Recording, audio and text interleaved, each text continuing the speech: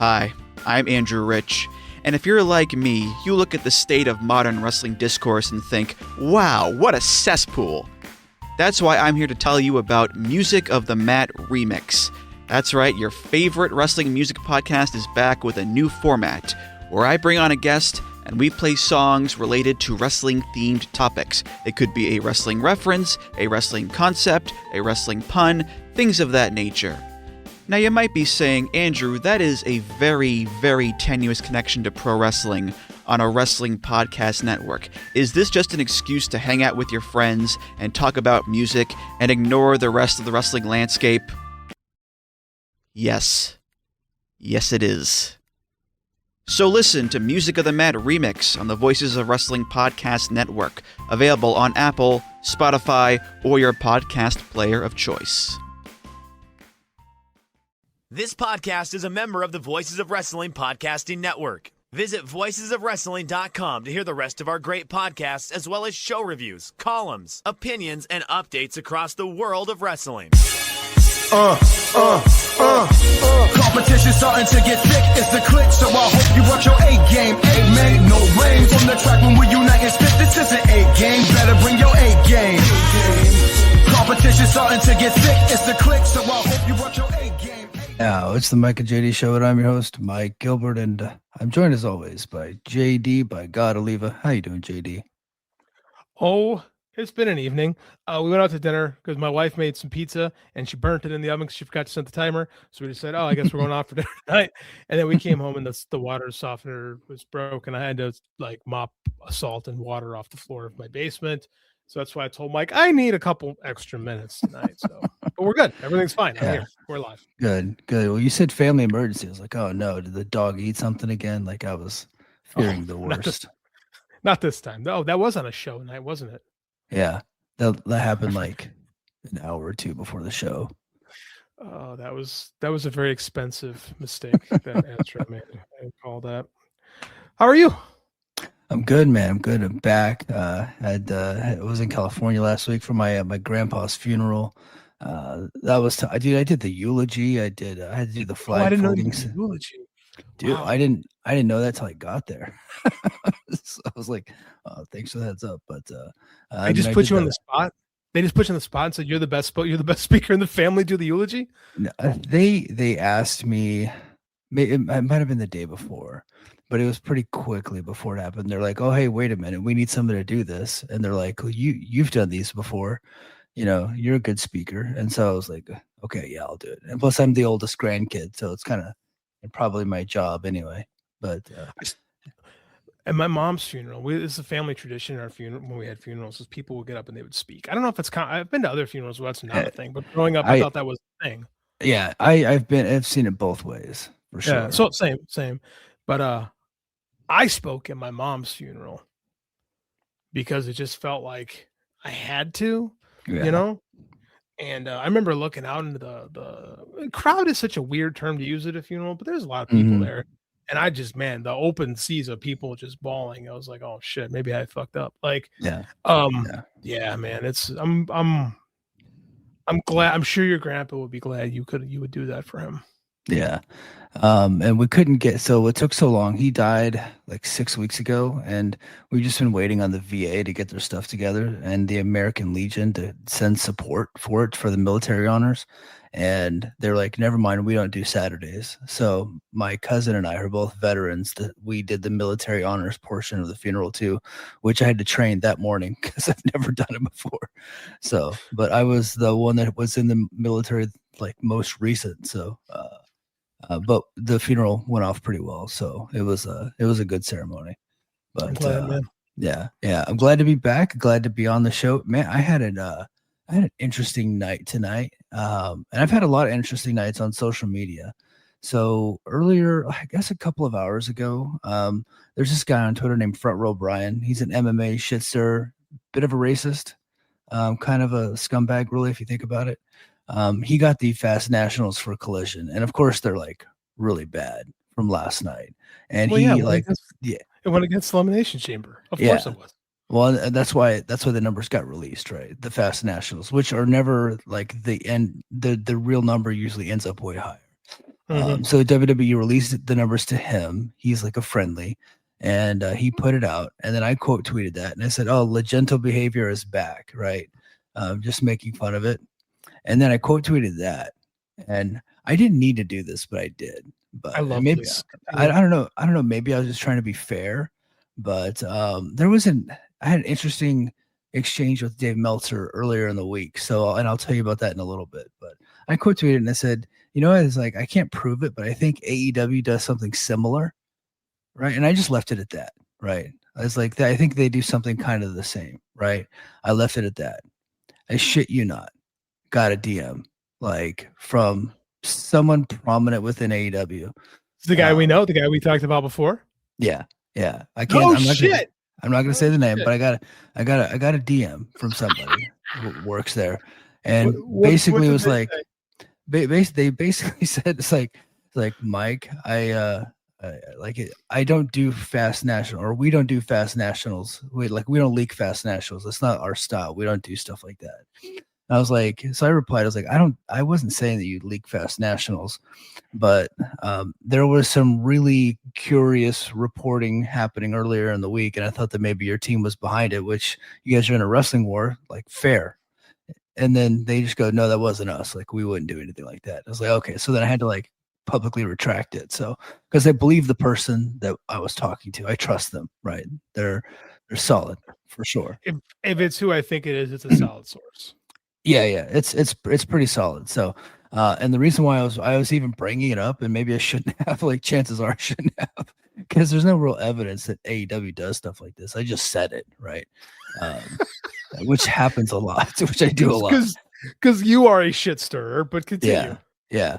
So, well, because earlier in the week when the TNA ratings came out, and I did my weekly tweet about it, and then I did my article about it on Patreon, patreon.com/the Mike and JD Show. Those articles are free, by the way, because I just like doing them, and they're easy to do, so I just do them. And they had a 0.05 rating in the demo, which has been the same for a few weeks, right? Which is kind of like their new normal. Pretty consistent, right?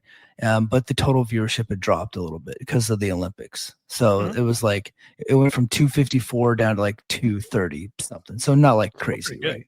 Yeah. Still, like for TNA, it's like insane, right? Yeah. So I was like, hey, total viewership dropped because people were watching other stuff, but the demo stayed the same. Then Dave Meltzer quote tweets me. He goes, well, actually, the demo dropped significantly because last week it was 0.054, which was not reported before. Like nobody had that number. At least I didn't see it. And this week it's 0.046, but they round the number up. So both weeks are reflected as a 0.05. And I go, Dave, are you correcting me on a difference of 0.009? And he goes, that's a 19% drop. And I was like, and so in my head, AEW gave him that because then like a couple hours later, he gets the Collision and he's getting the unrounded number, which is favorable to Collision. I was like, okay, he must have gotten this from AEW, but AEW is flat out told me they did not get that number from him. But it was like Dave just kind of like, and he did it to me. He publicly corrected. I don't think he talked about it elsewhere. But it was like just to show that there was a drop, and he corrected me the whole thing. So I, of course, I added to my articles that Dave said this, and it's very curious that he got that number. Does Dave have a bugaboo with TNA? I think I don't think he like. Everybody's like, yeah, Dave hates TNA. I don't think that's it. What I think is that I think he's irritated that he has to talk about TNA because it's such a insignificant thing to his newsletter, and he didn't, just like he didn't like the show. Ever. Probably. Like I would just assume that that's the case. He just doesn't like it. But I don't think he has anything against the company personally. I don't think he doesn't want it to thrive. I think he does. But I think that anytime they get a little bit of success because there's like a little, maybe a disdain for the product, it's like a natural tick of his to look. I'm a Dave Meltzer defender constantly. I've always taken up Dave's sword. I do think he makes some interesting choices from time to time, but I think the good outweighs the bad of Dave. And I love taking pot shots at TNA. It's part of the fun of our show. And even I'm a little bit like, I don't know about this. This seems a little, because he's tweeted you many times over the past month when it comes to TNA stuff. Like, I'm not on Twitter as much as I used to be, but every time I'm on there, I see Dave quote tweeting you about some silly shit. Are we back? I don't know what the hell just happened. Yeah, dude. Am I lost Mike? Were we both gone, or was it just me? I might have just been you. I walked out. I refreshed I assumed it was me, so I just refreshed. I don't know. Okay. Danhausen cursed the stream. Ray J's World. Thank you. That was good. Thank you. Okay. That was good. We're back. I was on a tirade, and I don't even remember what the hell I was on a tirade about. I was literally waiting for you to like interject, because I had said that I have not been on Twitter lately, and it seems like Dave is constantly retweeting you about something about TNA. Yeah. He likes to correct me about TNA, but it's, in fairness, I have done that to him, but I've done it in his DMs. I have not done that to him publicly, like out of respect, but I think he has a little bit of a bug. Yeah, I think he has a little bit of a bug up his ass about TNA. Yeah, a bug up his ass about TNA a little bit. Weird. I think because like a couple weeks ago when they had like the new ratings measurement had just dropped and they were like 240 something. And like it was a big deal. He went on a show later that night and he said, "Oh, it doesn't mean anything because Google searches were down." And we're just like, "What? It's the most viewed show they've had in 8 years. Like, why would you do that?" Like, and I don't get, like, why would, like, it was such a weird thing. And I'm not the TNA defender on this show. Yeah. Like, I thought that was such an odd, like, talk about changing the scoreboard. Like, I don't understand that. Yeah, it's weird. I think he has a little bit of a bug up his ass about the whole deal. I don't know. Like I don't want to say that about it because I feel like he is like the best journalist that we got, but it does appear to be that way. So that's why I said that. And but I've been corrected. AEW is not feeding Dave bad TNA ratings for sure. Like I completely believe that 100%. So I think if they had a bad one about WWE, they might, but I don't think they're bothering with TNA. No, I don't think they care, because that's kind of like AEW can't sell TNA because then they have to acknowledge that they're competition. Kind of like WWE. Like WWE always pretended AEW was in competition, even though they were constantly doing stuff. Like I think Tony's like trying to actually like pretend like TNA is not even though TNA is competition. Like the three steps are very clear, right? Like we have a very clear delineation of the three at the moment, right? And in the US, in the US specifically. I'm talking US, and each one has like, pretty big gap between them. But I mean, there's a definite big three. It's very much like WWF, Crockett, and AWA in the mid to late 80s. I was thinking WWF, WCW, and ECW, like 1999, except for ECW is close to being out of business, and TNA clearly not. So they're doing TNA at various points at their existence. At various points in TNA's existence, they've been close to out of business. Yeah, for sure. All right, let's get to the chat, and then we're going to get to our first story. Is Danhausen. We're going to talk about him. So Nicholas Riley said, "Hey guys, hope all is well." So the 3-minute highlight of Danhausen's debut is the only thing from Elimination Chamber I wanted to watch. Dragged a bit long, but was fun in my opinion. Big Monsters vibes. Yeah, I'm a fan of the Monsters, so count me in on the Monsters. Oh. I showed, because remember when I took, you remember this, when I took Andy to his first AEW show, he brought a sign with him. Do you remember what the sign is Andy brought to his first AEW show? I don't remember, no. It was a Danhausen sign. Oh, nice. My kid loved Danhausen. So I saw that on my phone. I showed him the Danhausen debut, and he looked at it and he goes, "Oh, that guy." And he turned his head and walked away. And I'm like, what? Yeah. I'm like, "What? You love Danhausen?" He's like, and he parlayed some of the internet information that I may have relayed at one point. And I'm like, "Oh my God, I've turned him into me." Like he's a wrestling snob now. He is. He's just as bad as his dad. And I'm like, I'm actually like, should we just dig into this right now? It's our cover. We should talk about Dan. Yeah, we will. Hold on, let me just get to the chat really quick because they've been blowing up. I want to give them their respect. A lot of Danhausen. Yeah. What's the cover story? Elimination Chamber was an average show at best, and that Danhausen was an epic fail. I have thoughts on that.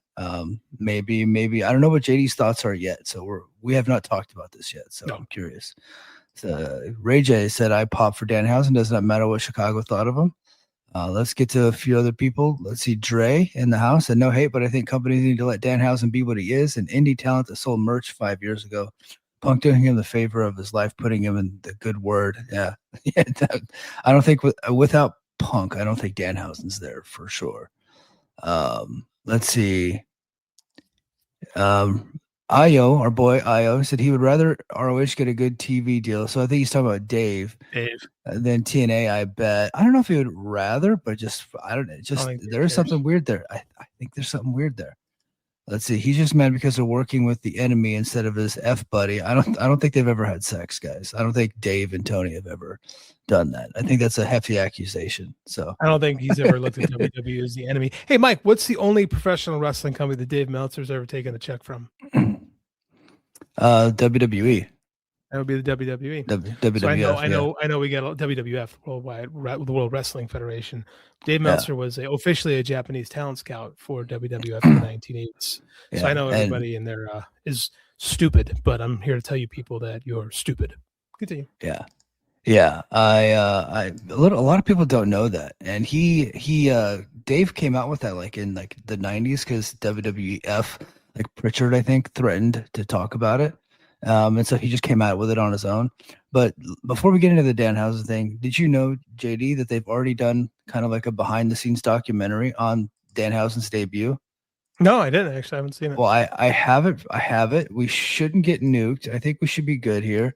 Let's go to X here and let's play the Danhausen. The next year and a half, struggling with his mental health, determined to come back better than before. He's finally offered a role that he believes will get his career back on track. At some point, he was directed to come out of a big wooden box. Oh, when a guy comes out of a box, he's instantly over. This is great. Have the usual suspects come running in, and what was in the box? And I was like, it's probably going to be fucking Danhausen, isn't it? And in fact, it was Danhausen. And we're like, oh my God, we didn't know he was going to be here. It was like the Munsters. Holy, he's a huge mark. And he comes out there, he's smaller than anyone on the show. He's smaller than any of his dancers. He's smaller than a good portion of the fans.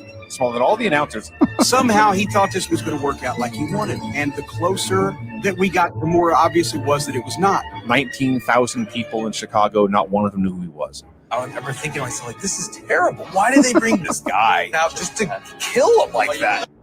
There's one pathetic little poof of pyro. The lights go out. And everyone boos. Who edited that? I don't know, but it was really good. Well done. Bravo. Yeah. That's impressive. Okay. Can I give my theory on the Danhausen debut? Sure. Okay. I don't want to give WWE credit, but I think we're going to have to on this one. I think they wanted their gobbledygooker moment, and I think they planned it out to be awful. So, I know you're like, Mike, you're giving them the benefit of the doubt that they purposely made it bad, but I think they wanted it to be like this to get people talking. And Danhausen's a complete joke, and I think they were like, we want to do this. It's not going to get over. It's going to be hilarious. The poof of smoke was on purpose, and then they purposely held the camera shot afterwards when the lights go back out, and then they held on to the boos to get those boos on television. I think they wanted it to be bad because they wanted their gobbledygooker moment. I think that's what this was. Why? I don't. That's the thing. I don't know. I have no idea. I don't think they wanted it to work. It might end up actually working, but I think they made it bad on purpose. Yeah. Okay. I'm gonna steer into. I have my own thoughts, but I'm gonna steer into your conspiracy theory for a moment because I'm gonna have fun with this. Okay. I truly believe that Paul Levesque and Phil Brooks still hate each other more than life itself. I hope that's true. I think that's 100% true. They're just too different. And in some ways, they're too similar. Those guys who are very similar, but they're just different enough in a lot of ways to hate each other. Right? I think they see wrestling differently, but they have similar personalities and they fight for their vision in a similar way. But Paul has the power right now. Yeah, not just wrestling, just in everything. Like Paul's hanging out in the Oval Office, and Punk still pretends to care about liberal things, even though he doesn't. So I think that I truly think if you are correct, I truly think they signed Danhausen, made it look like that Tony Khan shipped him there from Jacksonville. Because it looks like it looks like that Tony stuck him in a box and mailed him to Triple H to get him out of there. Yeah. Yeah. And then failed as a fuck you, Phil. Yeah. So I think you're right, but I don't think it failed completely. I think it's more like this is bad television, and people are like, oh, Danhausen doesn't fit what WWE does. Like they had the Boogeyman, he 100% does. They had the gobbledygooker. They had all I think that's what this is. I think it's just going to be a spoof the whole time. It could be. Now, I give them a lot of credit. I don't think Triple H is that creative, though, to be quite honest with you. No, I think Triple H is, but Bruce Pritchard has been there forever, and it might be a Bruce Pritchard. This whole thing reeked of Bruce Pritchard. Yeah, you're kind of right. Yeah. I'm of the mind that I think people are written off Danhausen already. Yeah, I don't think so, because he hasn't had a chance to be himself yet. No. I think that you put Danhausen on TV, all you gotta do is give him the microphone and he'll get over it, because he's funny. Like, I do think I saw a quote in the chat saying the stuff was worked 5 years ago on the Indies. I think the Danhausen shtick is overplayed, but again, I've been following it since 2020 or whatever. So I mean, like, I think that I think it's gonna be new to the WWE audience if they give it a shot. Now, that being said, no, again, like our buddy, I don't know if we're supposed to say, but we had a buddy who had an idea. He's like, all you do is put him under the commentary. Oh, you punch him in the groin. Like one of his, like, that was actually a pretty good Danhausen impression. All you do is let him just do a couple Danhausen shticks and he would be fine. He would be over with that. Look, that crowd, there's no reason that crowd won't like Danhausen. Like, this is where he's supposed to be. Yeah. Like, he never fit in AEW ever. Yeah. Well, when AEW started, they were doing they were bringing in a lot of the meme wrestlers. Yeah, I agree with you know that. what I mean? They had Michael Nakazawa, they had Orange Cassidy. They were doing a lot of stuff like that, and so they brought in the meme, he's the meme wrestler. Like, he popularized the meme wrestler. The problem is that Orange Cassidy's a really good wrestler and could get over with the gimmick, But Danhausen doesn't do that, and that's fine. I think you can get away with not being a really good wrestler in WWE because they'll just have him pick his spots, and and he will be a babyface that the heels can get heat on, and that CM Punk avenges. If it is CM Punk, which I think it would be. No, and I do think this is a CM Punk thing. I do think they'll get a chance to get over. My concern now is, was it so bad to the fact that they just don't do anything else with him? Because like the gobbledygooker, that was the beginning of the end of old Hector Guerrero in that suit. Yeah. Well, I think back then, Vince, and I'm not going to give him any credit, but Vince actually cared what the fans thought. That's true. That's a great because he needed them to come to he didn't have guaranteed money coming in all the time, right? And they were still growing the company. And he knew it was terrible and laughed it off and then just moved on. I think that WWE will probably try to force feed this thing. And I think they're going to give it an opportunity to stick around for a while. So here's the thing. I think it's going to depend on how that shirt sells. Yeah. Because they did put out a shirt. I think if Danhausen sells a bunch of T-shirts, they'll let him on TV. If he doesn't, he'll be on NXT or down to AAA and Evolve. AAA. I don't think him going to AAA is like the worst idea. I think it's a good Mr. Guana. It'll be fun. Yeah. Yeah. He always did well, doing merch on his own, and then he always sold a lot of other people's merch on the side. So he's the merch guy. That's the thing. Like, people why do people say fuck Danhausen? Well, he was really over. Yeah. When they probably signed him at the wrong time, because they signed him in early 2020. AEW signed him in early 2022, like after they started getting all the really good workers signed. Yeah. So if they had signed him in 2019, where strangely enough he signed with Ring of Honor, the original Ring of Honor, which was that's even weirder fit than AEW. So I don't think they really knew what to do with them. And then I remember I wrote an article for WrestleJoy about 4 years ago saying that TBS should do Grandpa Al's Drive-In Theaters, one of my favorite shows as a kid, with Danhausen. I thought that would have been great with cross synergy with TBS. Would have been awesome. That clearly never happened. The problem with Danhausen is that politically he made himself a lot of enemies. There was the stories that he sold some merch they shouldn't be doing, which we can't verify that. By the way. That's a rumor. Story. Yeah. What isn't a story is that he was very clearly during Brawl Out, he chose a side, right, very publicly, and other thing too is he didn't want to work Collision. When Collision became CM Punk's outlet of Misfit Toys, he told Tony Khan that's when he works conventions, is on Saturday. I'd never heard that story. That's a legit story. That's the story, yeah. Okay, I've never heard that before. I didn't know that was a report. It's like those guys who was on TNA back in the day and wouldn't go to tapings because they had indie dates booked. You know, he makes a lot of money on the convention circuit, and he pretty much made it known he wanted to leave and go to WWE. So Tony left him, let him start for a little bit, which is kind of how he does things. His whole thing is, I'll just pay you, just sit at home. And again, we criticized that back in the day, and it's not a great thing, but I have a hard time shedding tears for a guy who does go to all these convention signings, does do all this stuff, and like is making money. I don't know. I mean, I know he'd rather be on TV. My thing, the only thing I didn't like, you know, because he did want to get out of his deal and go to WWE. He wanted to, you know, go with Punk. The only thing that I didn't like is that Tony extended his contract knowing he wasn't going to use him. I thought that was petty. And if WWE did that, I would be just as furious at WWE, because when all those guys were trying to get out of their deals, when AEW was starting, you know, Brody Lee and FTR and Buddy Murphy and Mustafa Ali, like there's Andrade, there's a lot. Brian, all these people trying to get out of their deals, and WWE just kind of froze them out and made them sit in catering. Like we were all against that. You know, so we can't just change our opinions because the three letters of the company change. Like the act is still bad. Again, like I don't have a lot of sympathy for people that get to sit home and make hundreds of thousands of dollars. Like I wish I could, but if they actively ask for their release, I think that after a period of time, you should grant it to them. I think there's like you know, with very few exceptions.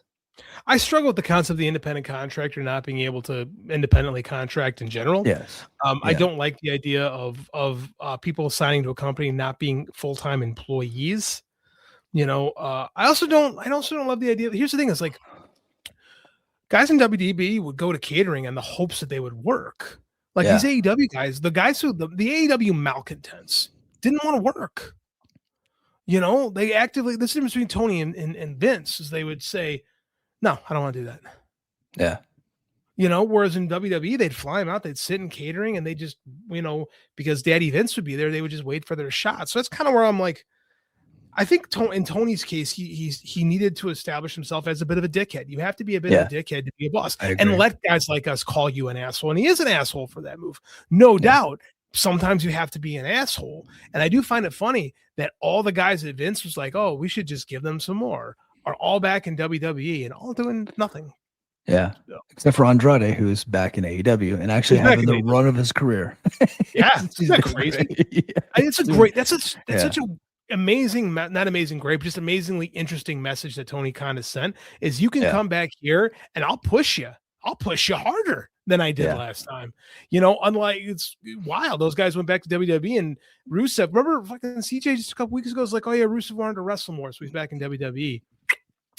Yeah. He ain't wrestled a lot. No. Yeah. And when he does, he usually loses for sure. Which again, it's pro wrestling. The whole idea is to make money. I mean, if you're going to be that guy, cool. If you'd rather be in the bigger company losing all the time, that is absolutely your prerogative. Zero qualm with that. You're a professional. You are making money any way you see it. Awesome. But I just find that rather interesting.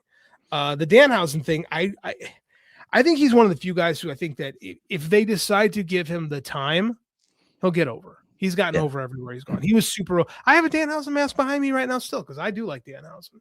So, I mean, I think that if they give him time, it'll work. My only thing was this such – the internet has decided it's a failure. I don't think the boos were as bad as they painted him out to be. The fact that Chicago didn't react to Danhausen when they always reacted to him when he was here for AEW surprises me.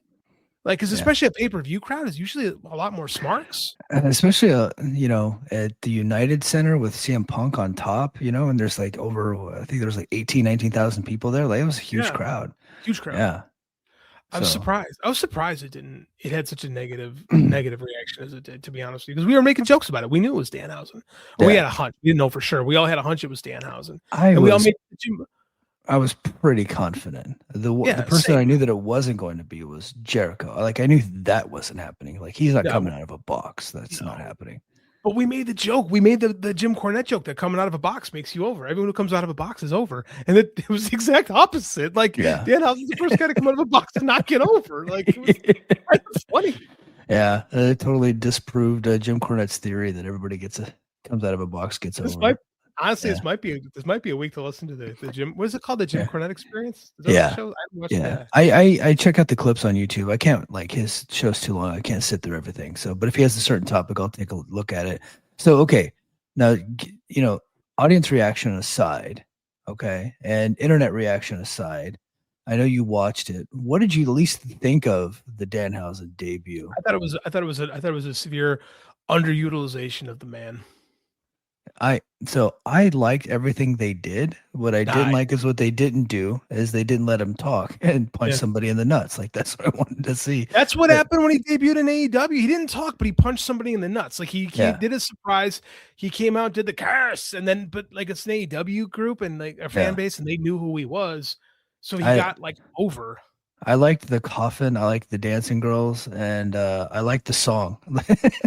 I'm not proud of it. Yeah, I think the song is like very much like Monsters. It's very much Danhausen for sure. So I got to be honest. I really liked his Ring of Honor music. I thought his Ring of Honor music was really good. I really liked his Ruckus AEW theme and his WWE one. I mean, like honestly, God, of all the Def Rebel, is that the name of the guy who does the music at WWE now? All his stuff sucks, but this Danhausen one, I kind of liked it. I didn't like it. I just thought it was. I thought Vinny was right about what he said about Danhausen. I thought he looked so JV, Yeah. Okay, I agree. Yeah. I do agree about that. Yeah. It just stuff that works in AEW sometimes. I mean, AEW, like, it embraces its indie roots a lot, and that bothers some people about it. But I think it's part of the charm of AEW. Mm-hmm. I mean, it's wild to me that fucking Powerhouse Hobbs has to change his name, but Danhausen gets to be Danhausen. That's just hilarious. Yeah. But like, I mean, but you're getting Danhausen for the you want to sell the gimmick. Yeah, you want to sell the. It's just funny. It's just funny to me. Like Ricky Starks had to change his name, but like Ethan Page and Danhausen don't. It's just wild to me. Jordan Grace and Joe Hendry, who had very much smaller profiles when they signed, they didn't have to either. Yeah. I mean, honestly, not a consistent thing. Danhausen might have been a bigger name than Jordan. I mean, this is a TNA show, so people are gonna get really mad at me when I say this. Danhausen was probably a bigger name than Jordan Grace. Well, he was on a show that was actively got more people, but he wasn't on the show very often, and he hasn't been on there in a long time. That's part of the thing too. He's a top merch seller. I think that was another thing that Tony did. I think Tony was getting him in the pocketbook, that's how Danhausen was going to make his money, was with merch. So I think that it's a little extra cold, in my opinion. I don't know, man. I do find the whole thing funny. I think the presentation was gobbledygook. Like someone saw it was the Shockmaster. I don't know if it was that bad. No, because Shockmaster was meant to be good. When Dusty Rhodes wrote that and presented it, and they thought it was going to get over. With gobbledygook, I don't believe they thought it was going to get over. They took a stormtrooper helmet and covered it in glitter. There's no way they thought that was going to work in 1993. Dude, they were doing a bunch of hokey shit in 93. They sure were. They were. Same era. I mean, wasn't there a little person? I know we can't say the M word, that blew up a boat trying to kill Davey Boy and Sting. Mike, that was 1 month earlier. Okay. Yeah. So they thought that was getting over, right? So the Shockmaster was meant to be good, and it wasn't. So Gobbledygooker was meant to be. They wanted to do the chicken from the baseball, the San Diego Chicken. The San Diego Chicken, and because it was getting over with kids at the baseball stadiums, so that's what they were doing. They knew it wasn't going to be liked by adults, but they're trying to get kids. So in the sense, they knew it was going to be hokey and bad, but they was going for kids. Danhausen, I think they knew that it was going to get shit on, and they were just trying to have their Gooker moment. I could be wrong, and maybe everybody could shit on the theory. But. I love the conspiracy theory. I just don't think Triple H is that smart. I also don't know. I don't know where they go from here with him. I'm super curious to see what happens. You know what was a great moment actually when Pete Rose dressed as the San Diego Chicken and got that was good. That was actually pretty great. Now that I look back on it. Yeah, that was good. Oh, I got a question for you that we'll save towards the end. But okay. I don't think that you and I are going to debate this. Actually, I'm just going to tell you now because I'll forget. Okay. I got into it with some people on Twitter this week. Get out of here. Yeah. Go figure. Where do you stand, Kane or Abyss? As a character, or as a worker? Character, worker, the whole total package. Who do you prefer, Kane or Abyss? I like Abyss. Okay, yeah. I don't even think it's close. Yeah, me too. I don't even think it's close. Can I be honest with you? Kane is just Kane is Poochie Undertaker. Yeah. Right? Yeah. Yeah, I liked. So I dug in '98. I dug the backstory of Kane. I loved. I was also 14. I was 18, so I thought it was corny. I thought it was cinema. I was fucking 14, right? I didn't know my ass from elbow, but when I go back and look at it now, I still like it because that reminds me of 14-year-old me. But I never thought that he was any good.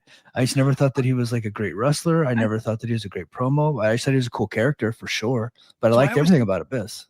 I always thought he was more jacked than the Undertaker, so I respected that. He was more muscly. I've never people rave about Kane forever, and I've never got it. I never thought it's a retread character. It's just never. It's like being a fan of comics thing. It's like really liking Jason Todd Robin to me, and I'm like, why would I like the other guy? I never.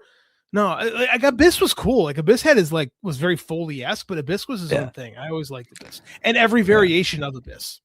Yeah. Yeah, there were some Abyss matches that I didn't like, but I don't think it was his fault. I think he was just being put in a really bad position because of who was booking TNA. But I think as a character, as a promo, and as a wrestler, I thought he clears Kane easy. But that became a whole debate online. So I just want to know where you stood. No, I'm an Abyss guy. Yeah. Okay. All right. Now let's get into the JD Oliva portion of the show. We're going to talk about probably the biggest news of the week, which has some impact on pro wrestling. Paramount, much to the chagrin of a lot of people, except for AEW, I think this is going to be a good thing for AEW, but Paramount has won the bid for WBD. Netflix has dropped their bid, and it looks like they're expecting it to close. If it doesn't close, then WBD gets $7 billion, but it's expected to close in the third quarter of 2026. It's looking promising at this point. So, it's interesting. This group is going to be $100 billion in debt. Yeah. When this thing is said, that's there's no way they're going to make that money, right? No. So again, when something like this happens, my immediate thought is they're going to look to sell it as soon as possible. Now I know the difference is this is going to be Little Ellison. Veruca Ellison is call him. This is his toy. The Ellisons want CNN, right? That's why Netflix wanted Warner Brothers. Ellison's wanted Warner, right? They want DC. They want CNN especially. There's a lot to this that I'm not sure about. There was some leaked audio. Again, I was all laughing about this because they had lost, but they kept looking for more and more money. And then I think a problem that we're not talking about enough is that there was enough blowback from Capitol Hill that it kind of pushed Netflix away, and it reinvigorated the Paramount bid, because the vibe coming through was that the administration would not allow that bid to go through. Well, they had Susan Rice on their board, and that was a negative mark on them. And the Ellisons are big donors to both Trump and to the IDF, which are currently waging a regime change war without any congressional oversight. Anyway, go ahead, JD. You ain't wrong. That's another topic of conversation. So, this merger is just as big and just as bad as the Netflix one, right? Because you've essentially killed one of the legacy studios in Hollywood. Paramount has been struggling for a long time, and the Ellisons bought Paramount and realized they don't have anything great. But with Warner, they could have something. So now Warner, and according to them, they're going to keep Warner and Paramount separate and release films under those banners. Not uncommon. Disney's been done that for decades, right? They did that with Touchstone in the 80s. They did that with Miramax in the 90s. They did that.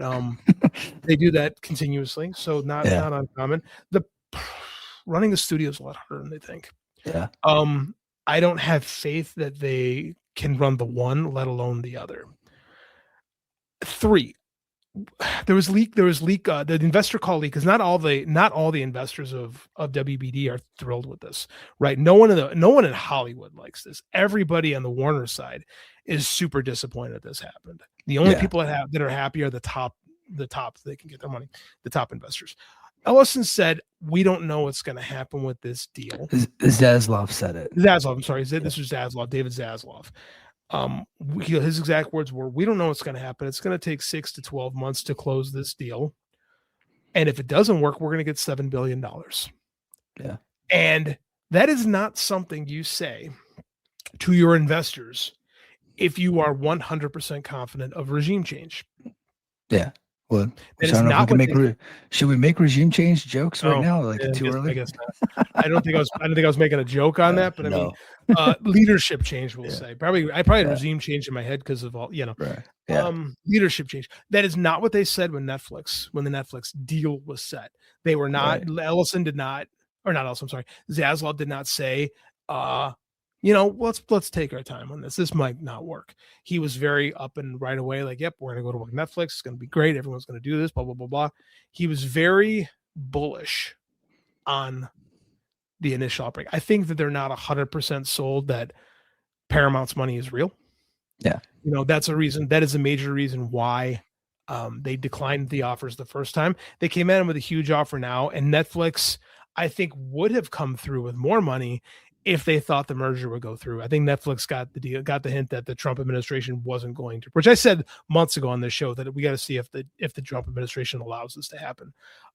There's already been talk in certain circles that if certain people are in power in 2028, it would be time to break up monopolies again. I don't know if that's real, but there's a lot of rabble rousing, and that especially in California. Yeah. California, still being the hub of the film market, is not thrilled that because it's less opportunity for work. Yeah. Right. Because you can say it's 2 studios, but it's 1 studio. So that's less jobs. So immediately, and there's a good chance that this one doesn't go through either. There could be a lot of scrutiny. Like people say, oh, it's a slam dunk. I give you Sinclair WGN. That did not happen. That failed. And we will see where the world is at in 6 months, because things change quickly. Yeah. Yeah. Things change. I think, right now, with the administration that we do have, and them having close ties with the Ellison family, I would say that, like, the administration's not going to be the roadblock. I don't think. They might be able to get enough people to fight it, but I just don't think. They will. Now, what? So let's just say that it goes through. What is the effect on AEW? My opinion is that this is better news for AEW, because they probably would have lost their streaming deal had Netflix absorbed HBO Max. But now that it looks like the HBO Max will go into Paramount, and now it's going to be in front of even more eyeballs. And I don't think that Paramount's going to cancel the thing. I think they're going to keep it. No, Paramount. People say, well, Paramount shows UFC, and so it's not a competitor to professional wrestling. In Paramount, the Ellisons are one thing, but they're not in bed with TKO. So like that, they're like this, like they do business together. But I mean, TKO's got their tentacles everywhere. So I mean, they can't enforce saying you have to cut it. So it's probably, and Tony's a billionaire too, so he probably knows all these people. So like, it's probably better. Yeah, JD, who has more power, the Ellisons or TKO? Oh, the Ellisons. Right. So TKO has no leverage over the Ellison family. So TKO is not going to go to Ellison and say, hey, I need you to cancel this little wrestling show that does, whatever, 700,000 a week because it offends us. That's not going to happen. No, and nor will they do that, because it'll hurt their leverage. Yeah. I'm not 100% sure how long this guy. I did this before. I did earlier in the show a couple months ago. I did like the lineage change of Warner Brothers. Like Warner Brothers has been sold so many times over the course of my lifetime, let alone before then. Like, need I remind you of AOL Time Warner, right? There was Time Warner when Time Magazine bought Warner. At one point, Warner Brothers was owned by a freaking parking lot company. Like, these things happen. Like, these studios get sold. $100 billion. I don't foresee them not selling, like not breaking this thing off and selling chunks of it. Yeah. I know that Ellison really wants his AI movies. Like the idea of an AI Superman movie horrifies me beyond all rational thought. I don't I don't know what's going to happen with the Warner side of it. I find it to be much more destructive from the film and cable news standpoint. Like the reality is they want CNN so they can have like they're doing what they can do with CBS, right? They're going to have their own right-wing version of it. The problem is all the right-wing folks already watch Fox. The hardcore ones already watch Newsmax. Yeah, the boomers are already set. And they've been told for 40 years that CNN is unwatchable. So they're not going to watch it even if somebody new buys it. I think it's going to want because CBS News is already losing. They're already losing their like 60 Minutes doesn't get the ratings that it used to. So I mean, all you're really doing is you're going to push those middle of the road viewers somewhere else. Yeah. And people who lean left are going to watch MSNBC anyway. And people our age don't watch cable news. No. So I mean, like you're really fighting for the baby boomers, right? And some older Generation X people. Like reality, it's gonna someone else is going to create a network at some point, like just like Murdoch did when he decided to create Fox. Someone's going to do something because this is now if this happens to CNN, there's a spot in the market. I did hear someone rabble-rousing they're going to try to make a bid for something else. I don't know. I don't know if that's reality or not, but like I don't foresee this conglomeration working long term, mainly because these things don't work long term. Remember, we had our show when Warner Brother Discovery became a thing when Zaslav took control. We talked about that when it happened in 2021. So like these things are so impermanent now that I think we can get upset about it, but at the same time, I don't know how long it's going to last. I don't foresee like these billionaires aren't really known for investing in things long term. I don't know. I think it's good for AEW for right now because I think they're going to have their home. There's no reason for them to leave. And if anything happens to them, I do think Amazon is waiting in the wings. Yeah. Same here. I think they're going to be just fine. I don't really see this being a major concern of theirs. And I think the Khans and the Ellisons, I'm sure they've met, right? Oh, I'm sure. Yeah. I'm sure they got yachts parked next to each other at some point. Like, and that's the thing. Sometimes people like forget that AEW is also owned by a mega powerful billionaire that owns the Jacksonville Jaguars. Yeah, to own an NFL team, you have to have like real money. And Ellison's is tech money, and tech money is scary because like we see tech money go away fast. We lived through the .com burst of our early 20s. The AI bubble will pop soon. It's already we won't get into the whole thing, with going on the Pentagon and stuff like that. But I mean, like, Anthropic, Anthropic. We won't. That's not it. But I mean, like, I do feel that AI, because remember the Super Bowl had a ton of AI commercials this year. It reminded me of watching Super Bowl in 2000 when they had a shit ton of .com commercials. Yeah. Or in 2021, I think it was, it was all crypto commercials. Yeah, it was. Yeah. And the crypto market burst, right? And people the crypto bros don't want to hear that, but that happened. So, I mean, like, I do think the AI bubble, I mean, AI is here. It's here to stay. Like it's here. It's a thing. We have to learn to live with it. I don't think it's going to be quite what it is right now, the Wild West, right? Because these Wild West situations don't last forever because it becomes harder for people to make money. Yeah, for sure. Let's see. The Heat is on says, in my opinion, all depends on what they want TNT, TBS as a station to be in the future. Losing the NBA was a bad move for those stations. No, it wasn't. I think they're doing fine still. I think, we'll see NBC and Peacock have the NBA now, and everything's been pushed kind of to ESPN and NBC. But I don't know are those stations doing bad now? No, I mean, they're not what they were ratings wise, but that wasn't ever about that. It was about making an attractive offer so it can be bought, right? Yeah. And it was cheaper. Now granted, they spent a shit ton of money, but they would have had to spend even more if they had those NBA contracts. Yeah, it would have been an even higher price. But I guess technically the Ellisons own a piece of AEW. That's interesting. Well, once it goes through, but still a lot to happen. Yeah, still a lot to happen. All right, we got a couple of topics left, and if you guys got a topic in the chat, just let us know. Alan Jones, AJ Styles. I know that guy. Yeah, he retired completely. Like he's actually he's like legit retired. They did the whole retirement ceremony on Monday, and he come out on the Good Brothers podcast and said, he acknowledged that he knew there was an offer on the table for AEW, and he just is like, no, I'm done. My body hurts, and I want to spend more time with my kids. And I'm like, you know what? Good for you, AJ. Like, just good for him. What are your thoughts on AJ retiring? Oh, I'm bummed, but at the same time, he had been slowing down. Like he's in his late 40s right now. So would I love to see him wrestle Will Ospreay? Absolutely. Yeah. Do I think AEW needs AJ Styles? No. No. Am I happy that AJ went out the way he did and gets, because he's always said he wanted to retire and work for WWE. I think people who like our shows have fonder memories of AJ in TNA than AJ has memories of being in TNA. I think it means something more to the fans than it does to AJ. So I think that I think that since the moment he signed with WWE, he's felt a sense of job security, and like safety, something he probably never really felt in his career. So I think that when you struggle as a young family man, because he had kids young, and in professional wrestling, I think that it feels good for him to know he has a job, and he's never been he's been highly welcomed since the day he walked into that company. They have always treated AJ pretty good. So good for him. I did think that AEW is absolutely a possibility, and that it would like Tony Khan would offer him so much money he wouldn't be able to turn it down, but he is able to. And I was talking to a guy a couple weeks ago about it. And I said the thing about AJ is he's like uniquely loyal. He would not have left TNA had Dixie Carter not offered him half of what he was worth.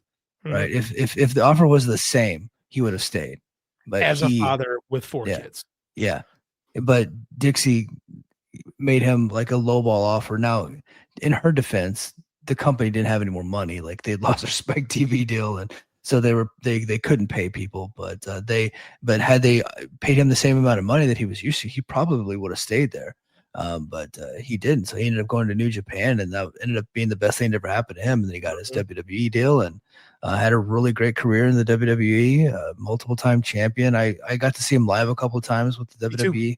Yeah. So he's great. And it looks like he signed a new deal. He's going to be doing some like coaching for them, I guess. I don't know if he's going to be full-time coach or whatever, but I think he's going to be going back and forth to NXT every now and then, just helping out. So I think that's a good move for AJ. I think that, like you said, he's a crazy loyal guy. He's like kind of old school in that regard, old school Southern guy, for better or for worse. So he's very loyal. Like AJ's, what you see with AJ is what you get. AJ Styles is like exactly who you think he is. So like he's gonna take care of those people, and he'll be a good trooper for the rest of his life there.